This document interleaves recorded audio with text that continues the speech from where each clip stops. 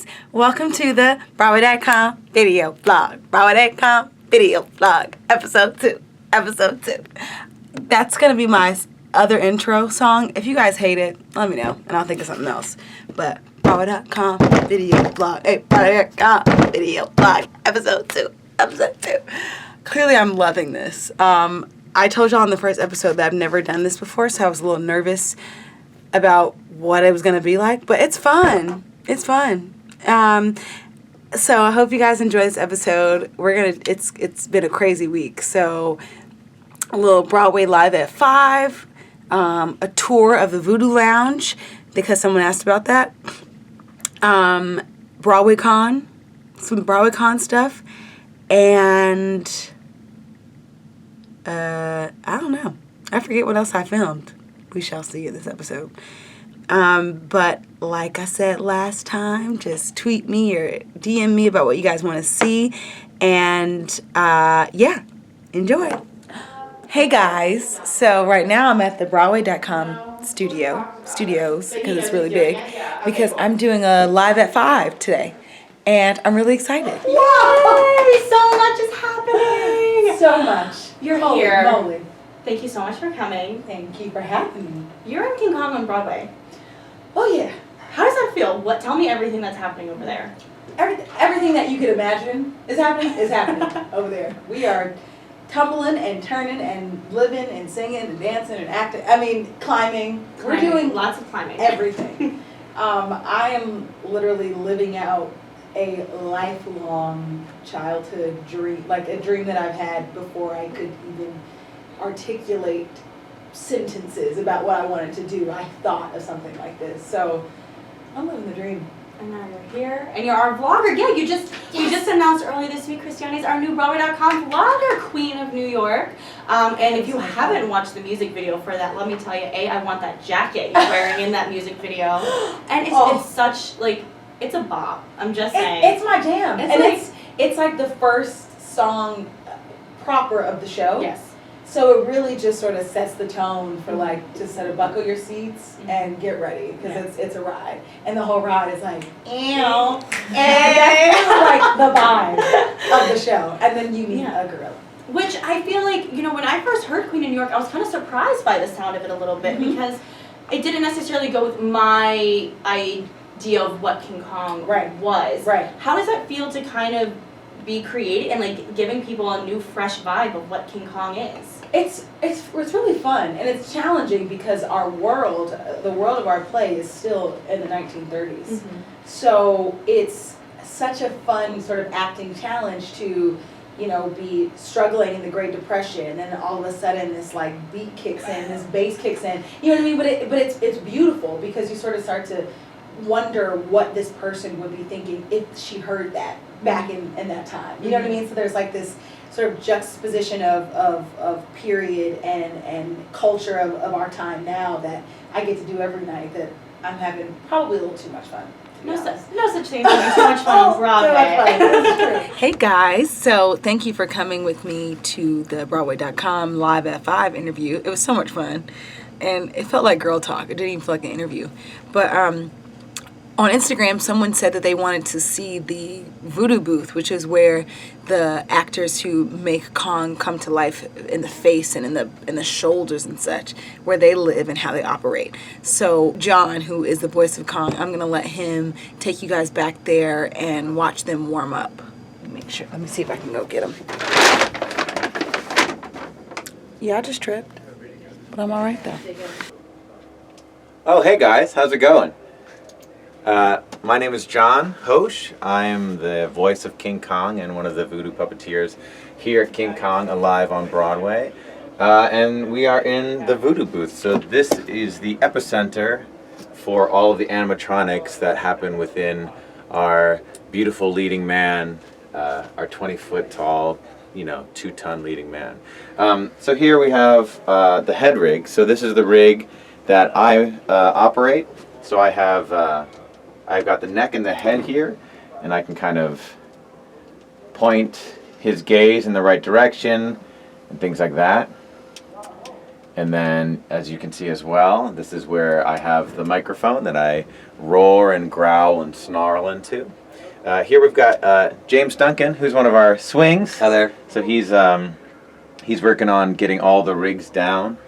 He's working on the shoulder rig right now. So he's moving the shoulders around, and the person who is in this position also does some cues to the people on stage of big movements and things like that, like Kong swiping, or if he has to throw his arm up. Those are all called cues from here. And then we have our face rig over here, which looks a little different than the other ones, but if you can see, every single one of these toggles in every direction does something different on Kong's face. He's got about 16 servos in his face, so he can get really expressive. If you've seen the show, you'd know, or if you talk to people who have seen the show, everyone's talking about how expressive Kong is, and that's because of all of the things that are going on in his face. You also have the pedal here, which opens up his jaw. And besides that, we've got some monitors in here. A lot of times, there'll be a curtain down or something like that, and we can't see Kong from the booth live. So we've got cameras placed all over the stage where we can keep an eye on him and make sure that he's safe and that everyone on stage is safe as well. So that's the Voodoo booth. Come see King Kong live on Broadway. I guess I'll throw it back to Christiani. So take care. What's up, everybody? We out here at BroadwayCon, about to really make it do what it do, you know what I'm saying? It's lit out here. Everyone knows who you are, but just go ahead and tell them My name is Jamarius Argos from Mean Girls Musical on Broadway, right around the corner. Get your tickets now because we're sold out. Yes! And in this corner, ladies and gentlemen, we have this queen. I'm just Haley Gilmore. Oh, it's time to go. So I'm going to follow. We're about to go do the panel. Well, behind the scenes. So this is a panel hosted by Felicia from Playville. And it is going to be about 4 of us on the panel, 5 of us, including Felicia, just talking about diversity in the business. And all they're dancing. Hey. I don't know if I can actually get the podcast panel, but I'm gonna try. I don't know if we're allowed. But. We love Christiani. Oh, We love a queen. We love a queen who counts for 2 hours. I told her to say that, y'all. I paid her. All right, I don't know how much we can get, but see y'all soon.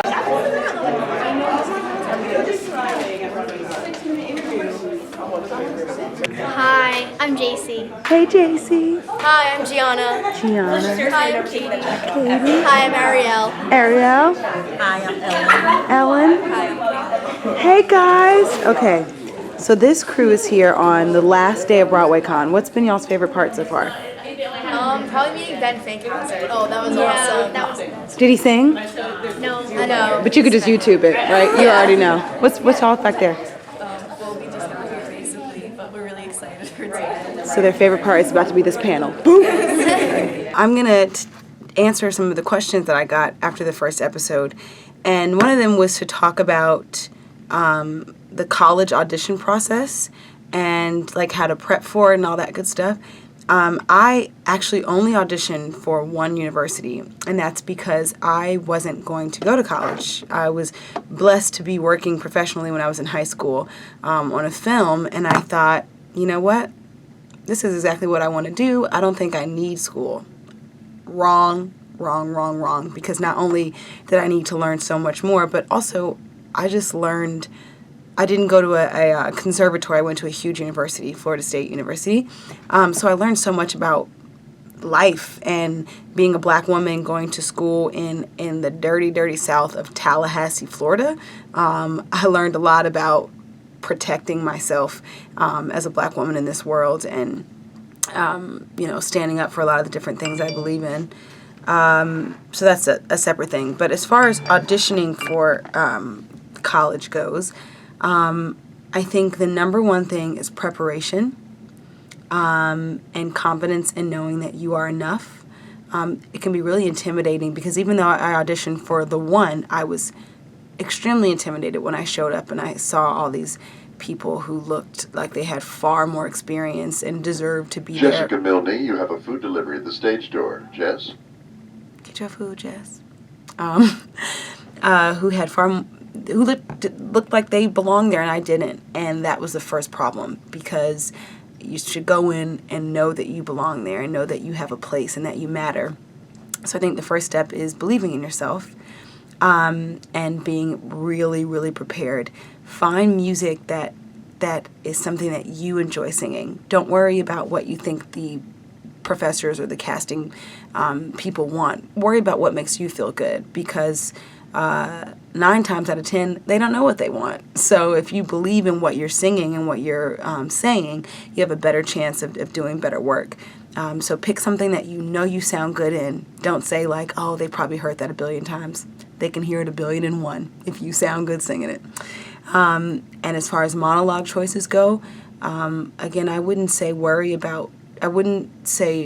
to be too worried about what you think they want to hear or what you think is something that is a profound piece of work. Find something that you feel like you could do your best in. And I think that there's so much beautiful work out there. My favorite playwright is August Wilson, and he's got some bomb material. Also, I know in my experience, it didn't necessarily have to be from a play. You could have picked something from online, but I wouldn't recommend just Googling monologues from sort of random bits of work, only because that means that you have to create the character reference. You don't really get anything else to pull from, as opposed to picking a monologue from a piece of work, existing body of work. You get to read the whole play, and so you get to read and learn about the character that you're playing, which will help you be better prepared when doing the monologue. And as far as the dance portion goes, live your best life. Live your best life. Go out there and show out. I know I was not anybody's prima ballerina, and I looked crazy in that ballet section, but I knew that I didn't have any other auditions lined up, so I had to give it my all. So I just went in there with a big smile on my face and was proud and wrong, and luckily enough, I got in and was able to learn and sort of get better. Still nobody's prima, but I definitely got better. So I think that's pretty much it. If there's anything I didn't cover, please send me a message so I can try to answer something that may be more specific to you. Hey guys, thank you so much for watching the Queen of New York video vlog. I keep saying video vlog. It just don't seem right to say vlog without the word before. Anyway, thank you guys for watching. I hope you had fun, and I'll see you next time for episode 3. Bye! One dress and